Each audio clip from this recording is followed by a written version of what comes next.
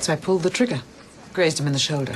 He's going to be fine. Doctor was impressed. Should have shot him when he didn't come home that night. Well, I lay there. That man did unspeakable things to me. I prayed that Dan would come home and rescue me. Where was my husband? Why would he not come home? Well, you said he was working late. Yeah, that's what I said. The truth is, he was... My husband couldn't save me from being raped because he was screwing his girlfriend. Carol, are you sure? Have you talked to him? How do I bring that up, Jillian? Hey, Dan, I'll apologize for being raped. If you'll apologize for having an affair, I can't do that. I couldn't take that. I can't trust that he won't leave me. I've already lost myself. I couldn't take that.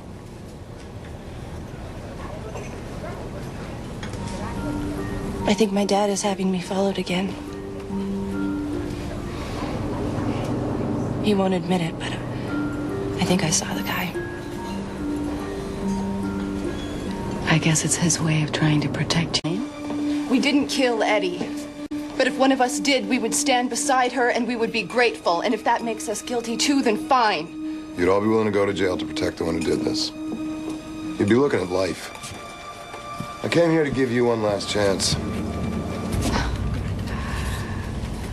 What do you mean, a last chance? I came to tell you something before it hits the papers. There's been another attack. What? A girl was attacked last night in her apartment. She was raped and murdered.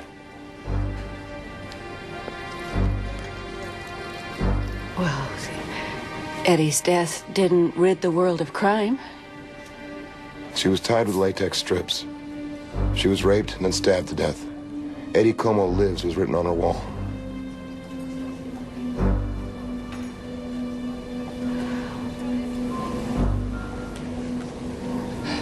Who was she?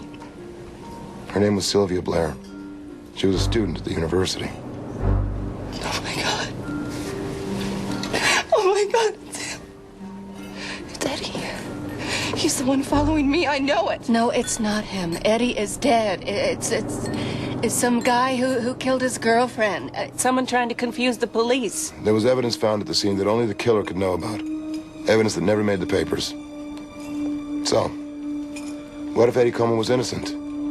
What if it was another guy all along? Are you still willing to go to jail if one of you had the wrong guy killed?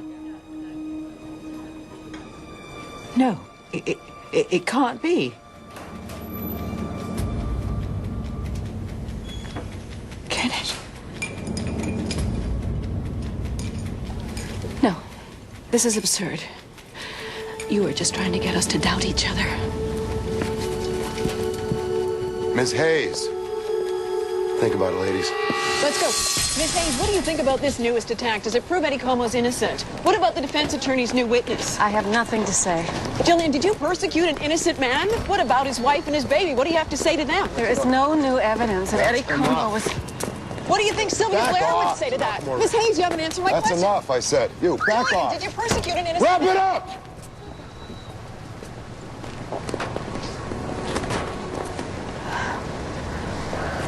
Thank you. I hate those people. Listen, about the other day, I was too... I appreciate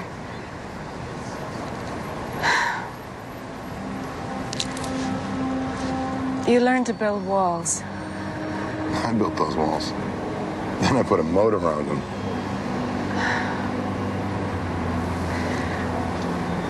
We've both been through the same sort of thing. You know, we both lost someone that we loved. A hell of a thing to have in common. Yeah, it's a hell of a thing.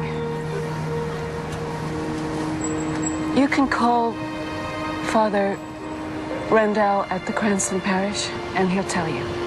Tell me what? Why I took the money out? I set up a trust fund for Eddie Jr., not out of any sense of guilt, but because, well, you know, the sins of the father. He wasn't even born. It wasn't his fault. Tanya doesn't know. No one knows, not even the Survivors Club. Okay.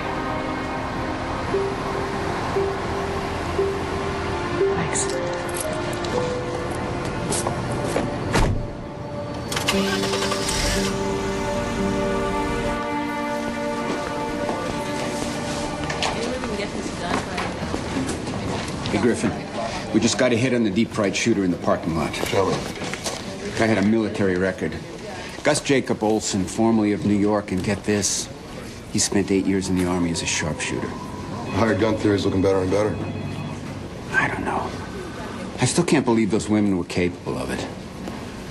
I'm going to talk to Dan Rosen. Why don't you see if Olson spent any time in this area? Griffin, get in here. Not you, Fitz.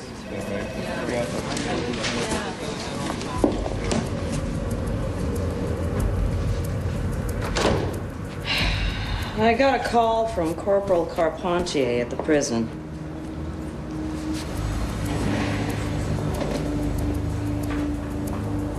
Great. Afraid so. Good old David Price is reaching out to the police department. He claims to have information pertaining to the murder of Eddie Como, and he wants to talk to you immediately. Damn it! You shouldn't be surprised. Your face is on the news, and you know how he likes to yank your chain. I'm not suggesting you talk to Price directly. Call Carpentier, see what he has to say, see if there's anything to it. What happened with Jillian Hayes? Her story about the missing money checks out. Well, that alone doesn't clear her. What about the Rosens? We're working on it.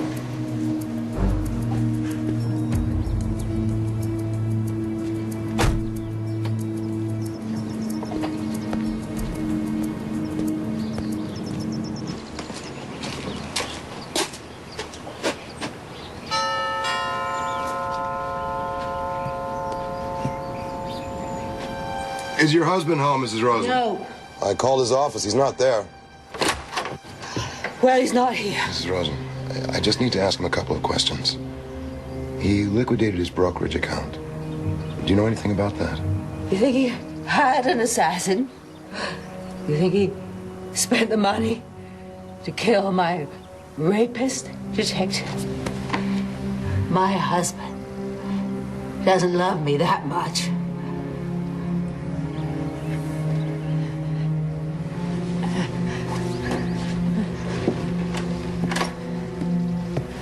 Mrs. Rosen? Mrs. Rosen? It's Detective Griffin. I need a code blue ambulance at 717 Alpine Drive. Quickly, please. Yeah.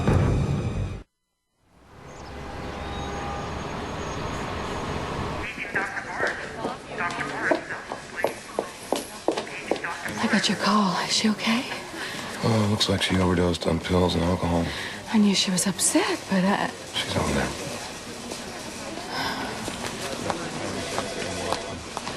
Dan, how is she?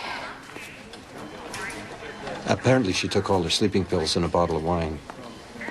They gave her a charcoal slurry. If he hadn't found her when he did, she'd be dead. Where were you? I was working. Working? Or playing with your girlfriend? What are you talking about? Oh, come on, Dan. She knows. Carol thinks I'm sleeping with another woman? That's crazy. I love my wife. He's telling the truth. It's casinos. That's where he spends his time. Dan Rosen isn't a cheater. He's a gambler. I'm sorry.